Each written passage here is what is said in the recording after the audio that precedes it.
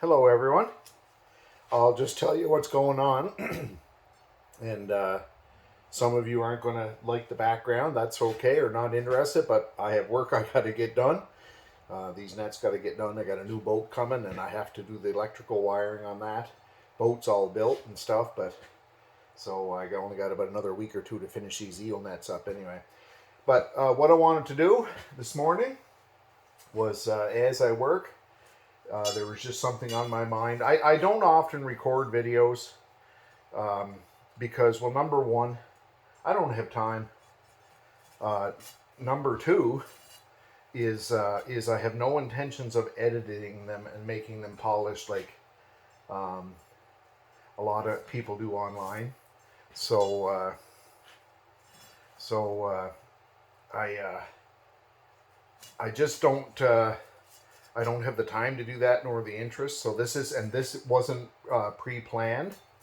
This is not a polished presentation. So if that's not what you're looking for, go find the guys who are getting paid to do it. So, but this morning, the one of the things that I wanted to talk about was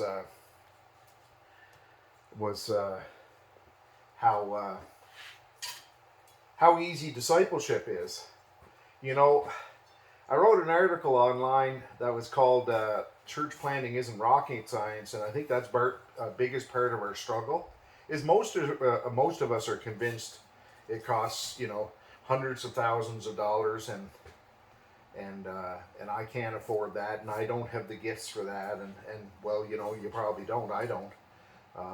If you're going by that model, I wouldn't be qualified if push came to shove if they asked me either. So, but. But anyway, well, here's the thing about discipleship. Once you realize that discipleship, and this is kind of like the dirty little secret that nobody wants to talk about, is once you realize discipleship and church planting is basically free, um, things change for you. Um, and what do I mean by that?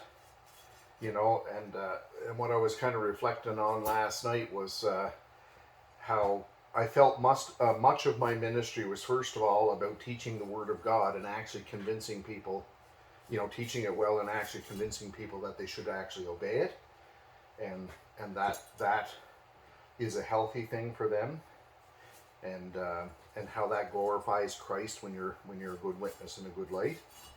But the other thing I think I've spent 25 years. 2003, came home from Ivory Coast, West Africa.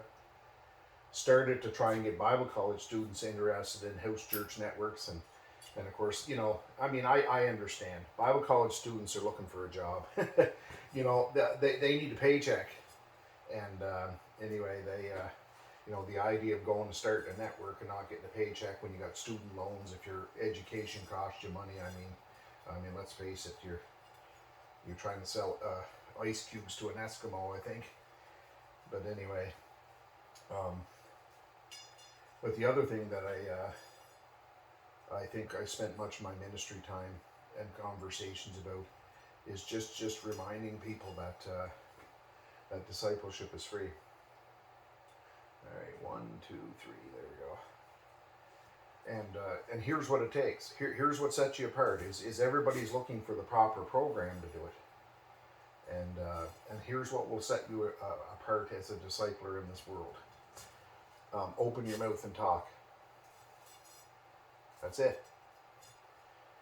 And when you realize that's our real hang up, is people are too silent. We're waiting for people to bridge the conversation, bring it up. Look, unbelievers don't know what they're missing. They're not going to bring it up unless they have some kind of a little bit of a interest in church already, or a bit of a church background from when they're young, or they maybe went to a church sometime. They might be asking you questions about that early on.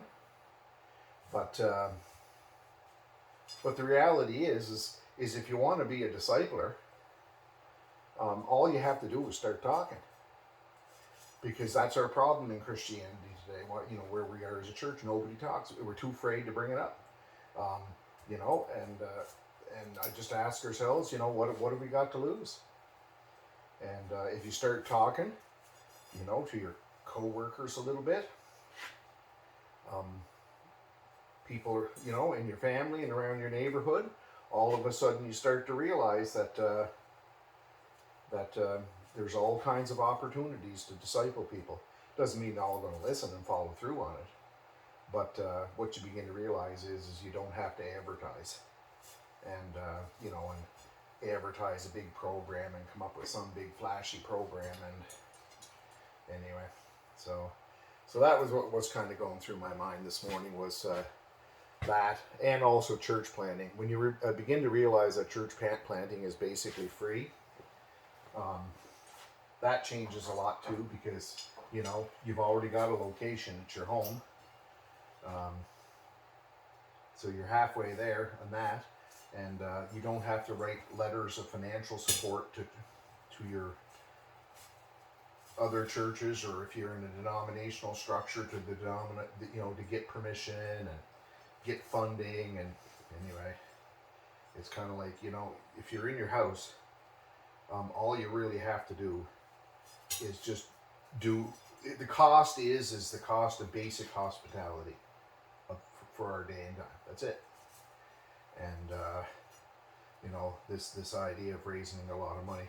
And I've spent most of my ministry just reminding people that that our real excuses, we're always saying we need more training, and there's nothing wrong with training. We always say we need more money. Well, some things cost depending on the model you use.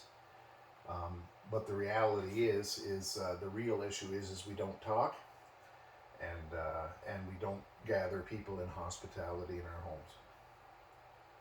And that's the bedrock of discipleship. That's the bedrock of planting micro churches, small churches, organic churches, house churches, all those silly titles we get with them. But it's just church, right? It's all just church. And the sooner we can get that into our head, the sooner the church will be able to start rebuilding, I think. And so you have a home, you're able to show basic hospitality. You know the Word of God, because if you care about sharing it, you must know something about it. You got to have something to say. And so that's what it boils down to. People want to use every excuse they can in the book to not talk, and broach it and bring it up. And when you start bringing it up around you, you don't have to advertise to get strangers come to talk to. You get this whole people in your life all around you to talk to. And when it's for free, the excuses are all gone, isn't it? Or aren't they? And then you begin to realize, well, it's not about I don't know how. It's not about so much about I don't know how. It's not so much about I don't have the money. I don't have the spiritual gifts. That one just, anyway, as if talking about Christ is a spiritual gift. But anyway, when all of those extraneous things are taken away, we begin to realize it's just our basic Christian obedience. That's right there, I think, is the foundation, is basic Christian obedience, where we would actually just simply speak about Christ, is the start of discipleship. And that will set you apart from 95% of Christians in every church. We speak, we bring it up, we don't wait for them. And when people want to gather, fringe people who don't have a church, Christians who've been to church and left, there are with the rapid declining attendance right now in churches. I was reading the other day somewhere that they said 75% of the churches in North America were 75 or under, and right there now, because of COVID in the last whiles, it's I was told that we're down to about 45 per congregation. 75% of our churches in North America are 45 or less. And so all I'm saying is if you think there isn't a mission field in all these people that aren't in church anymore, you don't have to look too hard. Open your home to hospitality to them. They're already used to what church is. They just haven't found something life-giving, for Pete's sake. They are as much a mission field as somebody else that hasn't heard it. And once you get them coming, you can start working towards unbelievers as well. people who have never had the opportunity, I should say. Anyway, good luck with that. I got to get back to work, and I'm sorry. I know this isn't polished, but I hope you enjoyed the conversation.